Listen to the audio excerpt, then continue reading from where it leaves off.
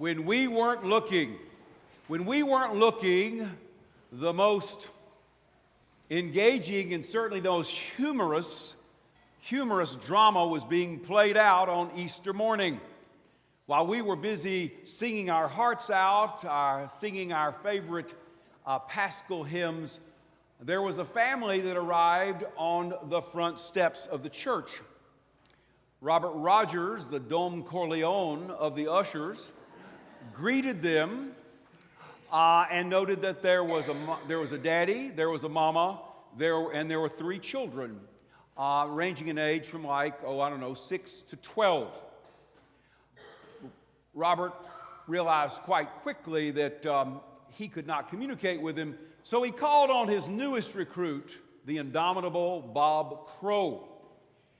And he said, Bob, can you speak Spanish, knowing full well that Bob owns a tree trimming company?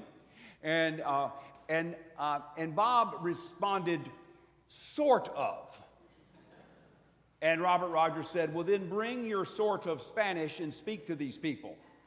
So Bob stood there on the steps looking at this beautiful group of 5, and he started speaking to them in his sort of Spanish.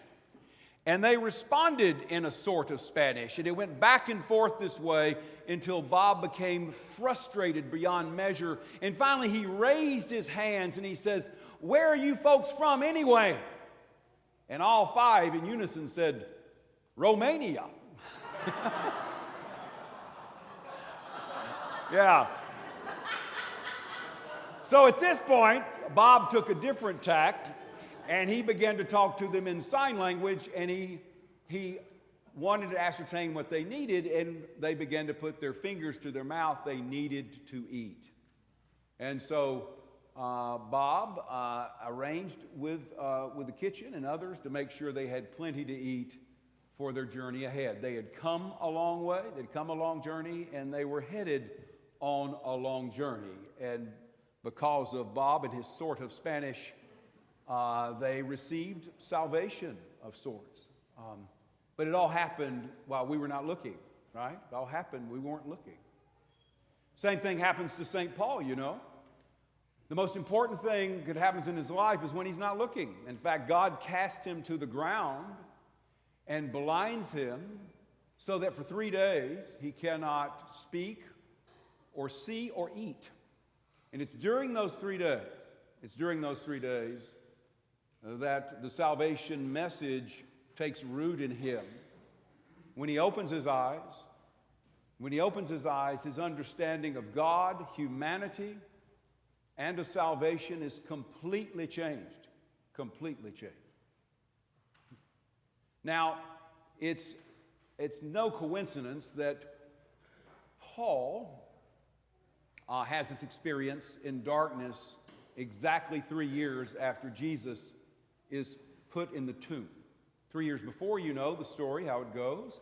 Jesus is stone cold dead on the cross. Joseph of Arimathea and Nicodemus, 2 higher ups, got permission to take his body down.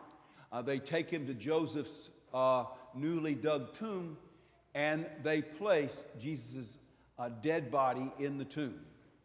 And yet on the third day, when none of them are looking,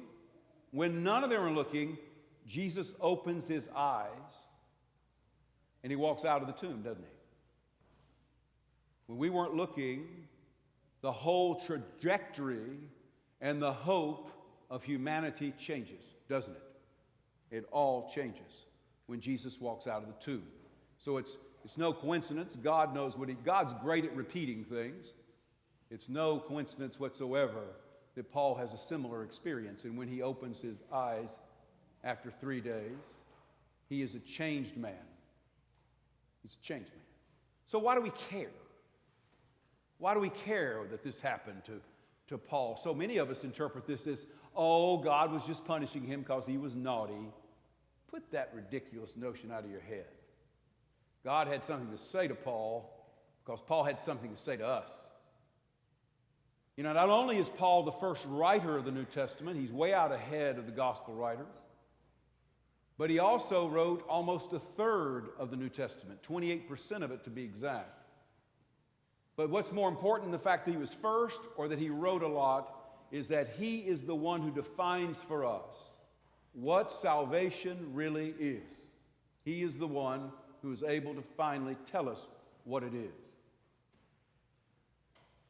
Now, as I speak to you today, I want you to understand that I'm not talking about the trivial way we toss around the word salvation in the American church. We talk about salvation in terms of, oh, I pushed the up elevator, I'm going to be with Jesus. You know, the word in Greek is soterio.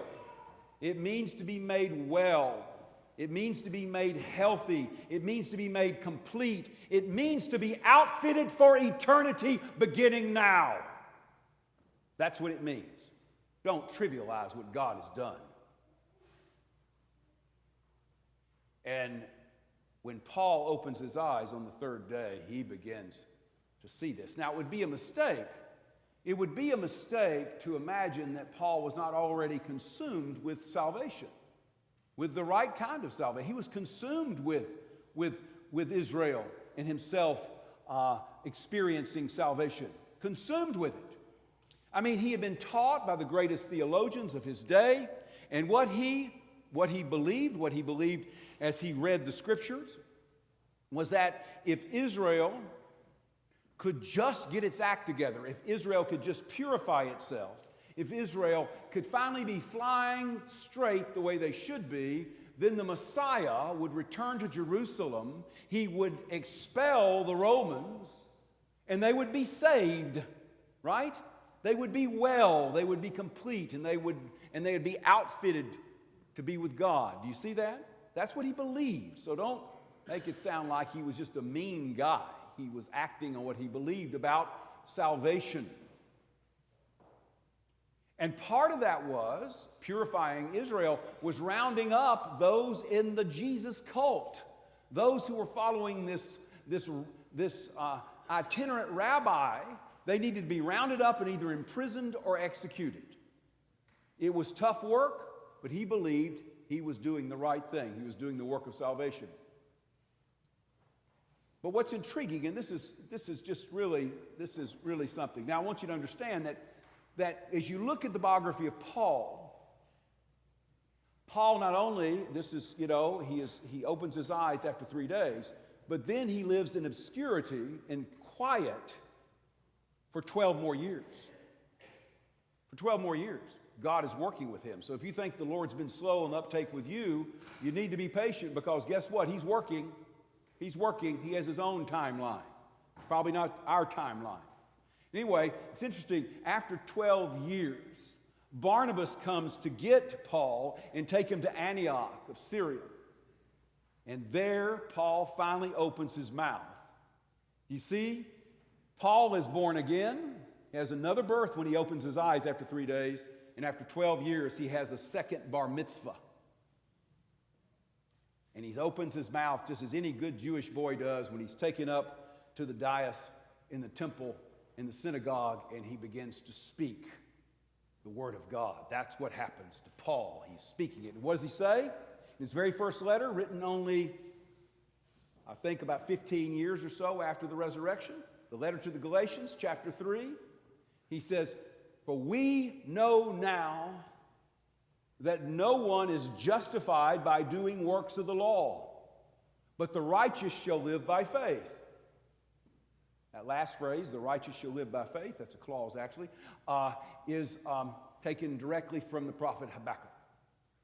We know now that no one is made right with God by what they do. We know now, he says, that no one is made right with God, no one is reconciled with God by what they do. But those who are truly in right relationship with God entrust themselves to what the Son has done, what Christ has done. Now that is a radical thing for many of us, because we continue to scurry about thinking we're going to do all these groovy things for God and make ourselves right with Him. But Paul saw things the right way. Now the word justified is a very interesting word in the Greek. It's dikasue. I love the word, and it's the same root as righteousness. Righteousness is diakasune. And it means at its root, being made innocent. We know that no one is made innocent by what they do, but only by what Christ has done. And here's the other part about diakosune that I love. Diakosune means we've been finally declared free. We've been made free for this journey that we're on, this long journey. Is that not wonderful? That's why they call it the good news. That's why they call it the good news. Now, that's not all. That's not all. As Paul began to make his journey and live into his life in Christ, he realized that the Lord doesn't leave us where we were. Being born again is just the embarkation point. The Lord is always working with us. And by the time he writes his most sophisticated letter, his most systematic letter, his letter to the Romans, about a decade after Galatians, he makes this statement. He says,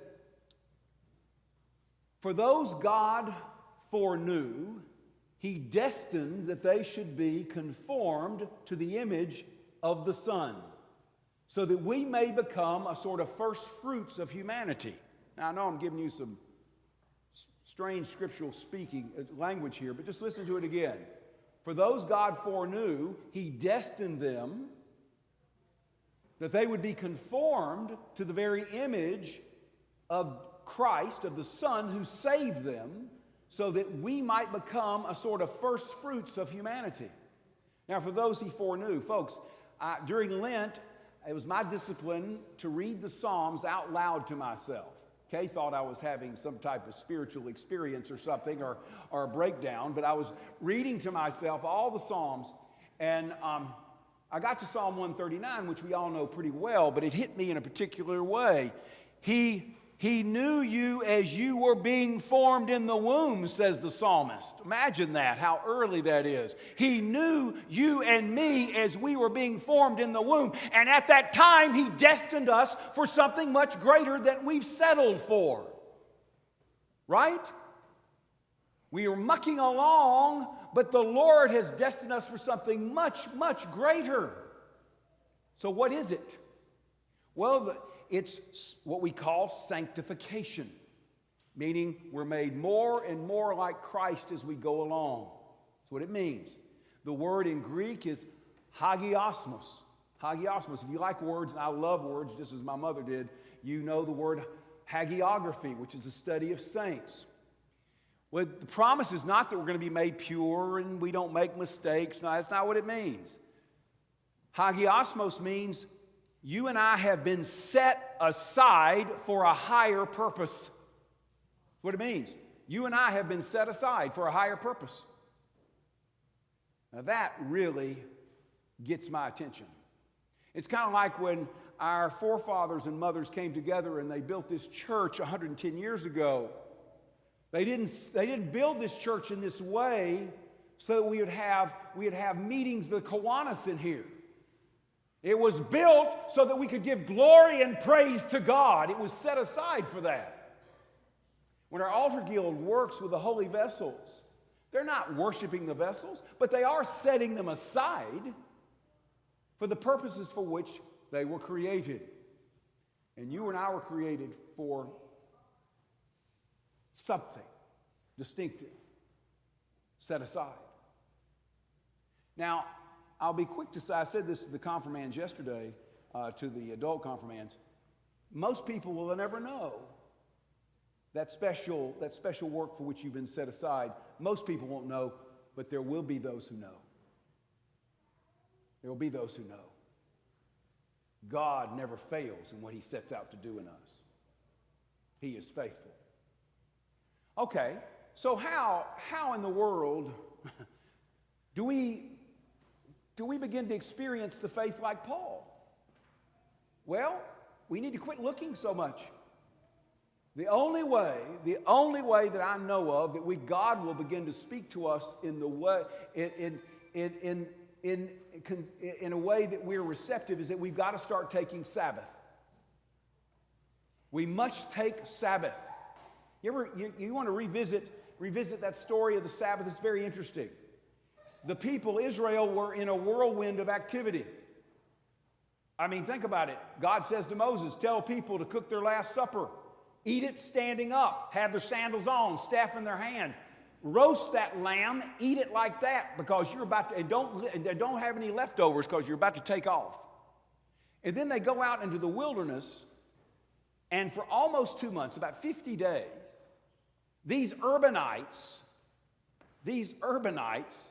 are camping out. I would guess after the first or second day they'd had about enough of that. They finally get to Sinai, and Moses disappears for 40 more days. And when he comes down, this is what he says. He says, keep thou the Sabbath day. You shall work 6 days. The seventh day shall be holy, set aside for the Lord. And neither you or anybody who works for you or anyone in your household shall work. Not because the Lord would just want to give us a day of rest. It's great to rest. But what he really wants us to know through Sabbath is he is the one who provides for us. He will still make the world turn on its axis. He will still hold the universe together and as it expands. He will make sure that there's rain from heaven. He will make sure that we have what we need. He will love the people we love even more fiercely than we love them. So rest in me. And when we quit running around, when we finally rest and give him a chance to speak, he will be faithful to speak. He will speak. Sabbath. Sabbath. So let's be something other than a sort of Christian. It's a long journey. It's a long journey. Let's be more than a sort of Christian. And rest. And let God have his way with us.